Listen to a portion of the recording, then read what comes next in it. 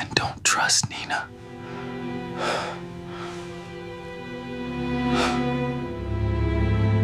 The night my uncle died, I thought grief would be the heaviest thing I carried.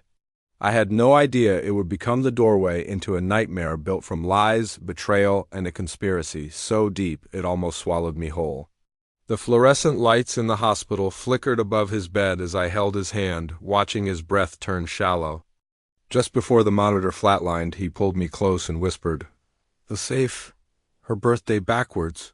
And Chris don't trust." His voice evaporated, and with it the last real family I had. Nina rushed in pretending to be heartbroken, mascara streaked, hands trembling. But for a split second, when she thought I wasn't looking, I saw something else flash in her eyes relief. 3 days later, I stood inside my uncle's cabin staring at the steel safe I'd always thought was just for old documents. I entered Nina's birthday reversed. The click echoed like a gunshot. Inside was a USB drive, folders, and a handwritten note that froze every bone in my body. "She's not who you think. If you're reading this, I'm gone. Don't trust Nina. Don't trust Meridian. NX13, Victoria Bell knows everything. They're coming for you next." At first, I assumed he'd grown paranoid in his final months. But the moment I opened the first file, denial died. Documents traced nearly $1 million in transfers to Nina's private accounts, money far beyond her legal salary. Photos showed her with an elegant silver-haired woman at expensive restaurants, hotels, even weekend retreats. And then transcripts. Conversations between Nina and Dr. Victoria Bell, a high-ranking compliance officer at Meridian Pharmaceuticals. They talked about illegal human trials, cover-ups, patients dying, my uncle's suspicions, and then the line that turned my stomach into stone. If he files the complaint, he'll suffer a natural heart failure. NX13 is subtle. The woman I'd been married to for 8 years wasn't just cheating or lying. She was involved in a pharmaceutical conspiracy that eliminated anyone who got in their way, including my uncle. That night she came home late, smelling of expensive wine and guilt. She kissed me like nothing was wrong, asked how my day was, and hung up a designer coat I'd never seen before. When I mentioned going through Andrew's research, her hand actually shook. When I asked about Victoria Bell, she dropped her glass. Her fear told me everything I needed to know. She knew the walls were closing in. Over the next week, I stopped being the trusting husband she thought I was. I became silent, patient, methodical, everything my uncle had trained me to be. While she showered, I copied her tablet data. I hid GPS trackers in her car and briefcase. I recorded her calls. I watched her meet Dr. Bell at exclusive restaurants, discussing neutralization protocols and trial casualties like they were talking about inventory, not human beings. And one night, I heard the recording that confirmed my worst fear. "Chris is asking questions," Nina whispered. "Then he becomes the next unfortunate accident," Dr. Bell replied. "NX13 works cleanly, 1 injection while he sleeps." My wife, my partner, had agreed to help eliminate me. Instead of panicking, I planned. Andrew always said revenge should be elegant, patient, undeniable. So I gathered their own weapons and turned them against them. I set up hidden cameras, motion sensors, live cloud backups spread across multiple countries. I contacted a journalist anonymously, feeding her breadcrumbs until she started digging. I reached out to families of people who had died naturally after participating in Meridian's trials.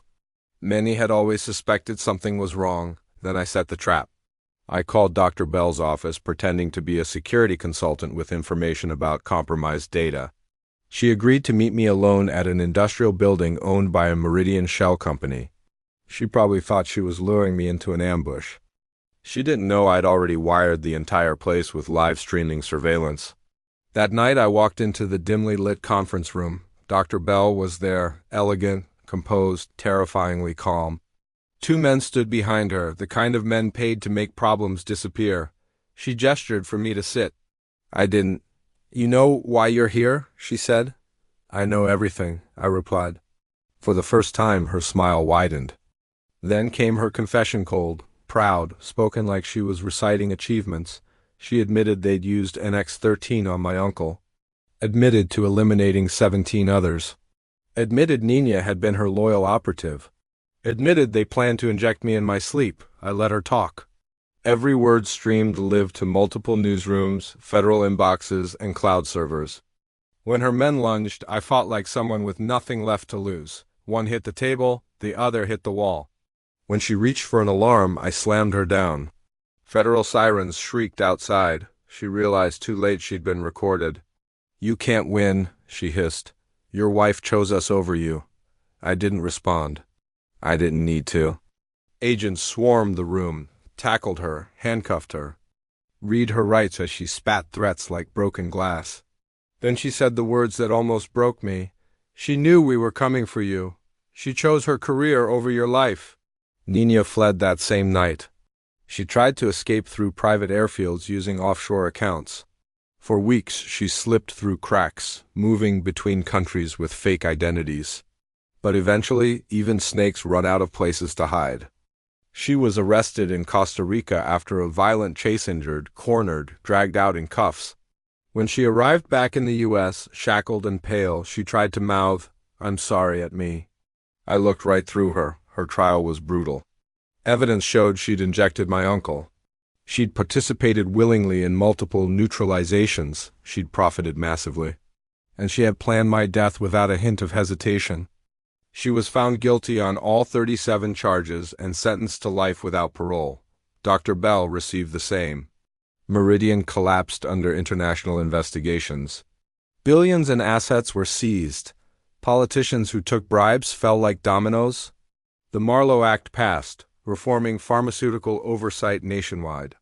My uncle became a hero. As for me, I built something new. A corporate investigation firm dedicated to exposing corruption, protecting whistleblowers, and destroying the empires built by people like Dr. Bell. My first client called the day I launched. "Marlowe Security," I answered. "How can I help you destroy your enemies?" Because betrayal didn't break me. It forged me.